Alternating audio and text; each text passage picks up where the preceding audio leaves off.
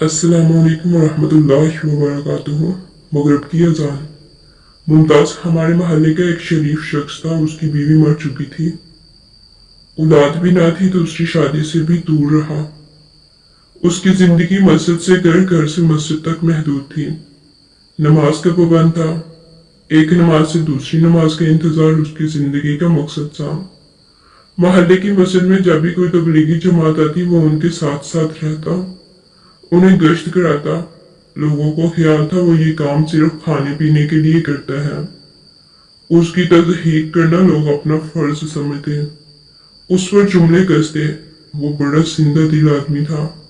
वो तजहीज आमेज बातों को मुस्कुराकर टाल देता।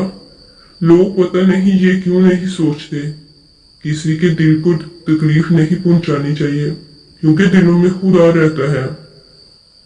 मुमताज को दिली तौर पर तकलीफ पहुंचाते, पर लोग ये भूल जाते वो भी एक इंसान है। मुस्कुराकर बात को टाल देने का मतलब ये नहीं उसे तकलीफ नहीं पहुंची, बल्कि इसका मतलब ये है उसने अपना मामला अल्लाह की अदालत में छोड़ दिया है। खुदा की कुदरत। दुनिया जिनसे नफरत करती है वो लोग खुदा के बड़े पसंदीदा होते हैं। उसने अपनी तकलीफों का जिक्र कभी किसी से नहीं किया। उसे पता था यहाँ उसकी सुनेगा कौन। वो दिन भी क्या दिन था जब दुनिया ने देखा मगरिब की अजान में थोड़ा टाइम बचा था। मुमताज बेवजू होकर मोहल्ले की मस्जिद में नमाज के लिए अजान का इंतजार कर रहा था। वहां बैठे कुछ लोगों से कहा, ऐसे लग रहा है जैसे मुझे नींद आ रही है। उसके बाद उसे तकलीफ महसूस हुई।